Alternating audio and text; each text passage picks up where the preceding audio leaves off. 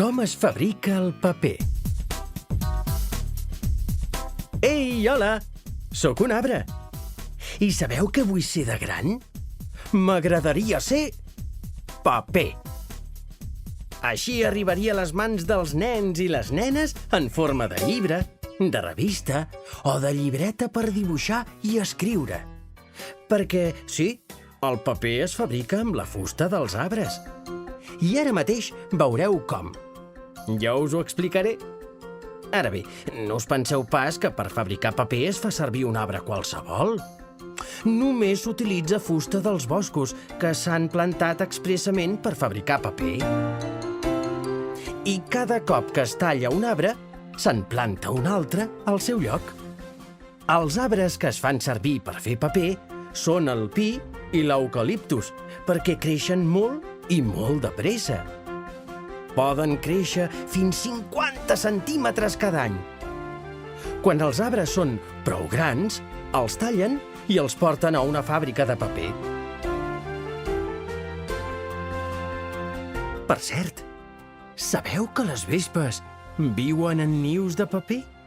Doncs sí, les vespes trituren amb les mandíbules trossets de fusta, els barregen amb la saliva i fabriquen una pasta de paper que els serveix per construir els nius. A les fàbriques de paper es fa una cosa semblant. En primer lloc, treuen les branques i l'escorça als troncs que han tallat al bosc. En segon lloc, els troncs passen a una màquina trituradora que els fa bocins molt i molt menuts. En tercer lloc, de la fusta cal extreure'n la cel·lulosa, que és la substància que s'usa per fabricar el paper. Per extreure la cel·lulosa, es couen els bocins de fusta i s'hi afegeixen uns productes químics especials. Així és com s'obté la pasta de cel·lulosa. Tot seguit, la pasta de cel·lulosa es barreja amb aigua en un recipient molt gran que, a dintre, hi té un hèlice gegant que remena i remena tota l'estona. No hi ha un sol tipus de paper, ni 2, ni 10. Hi ha 500 tipus diferents de paper.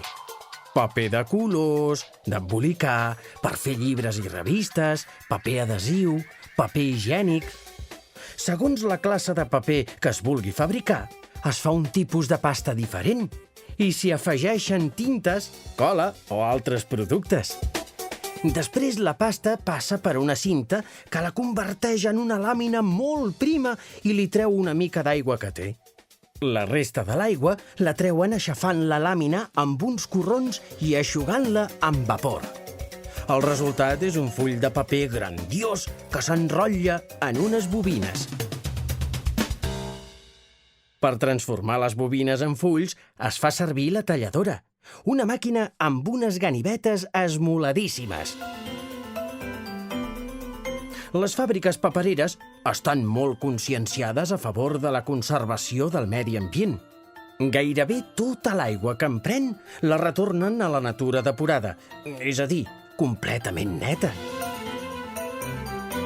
A més, les fàbriques de paper s'encarreguen de reciclar el paper usat. Els cartrons i els papers que tirem al contenidor blau els recull un camió que els porta a un magatzem de recuperació. Aquí se separen els diversos tipus de paper i s'envien a la fàbrica paperera, on després de rentar-lo i treure-li els plàstics, les grapes, la tinta, es transforma en paper nou, que s'utilitza per fer noves capses de cartró, diaris, bosses de paper. A l'estat espanyol, cada any es reciclen 5.000 milions de quilos de paper usat, que ocuparien 50 estadis de futbol com el Camp Nou plens a vessar. Per això és tan important tirar el paper i el cartró usats al contenidor blau. Ara ja sabeu com es fa aquest producte tan important, que si no existís no hi hauria els diners ni les cartes. Gràcies al paper podeu passar als fulls dels llibres i de les revistes i veure els dibuixos tan bonics a les pàgines.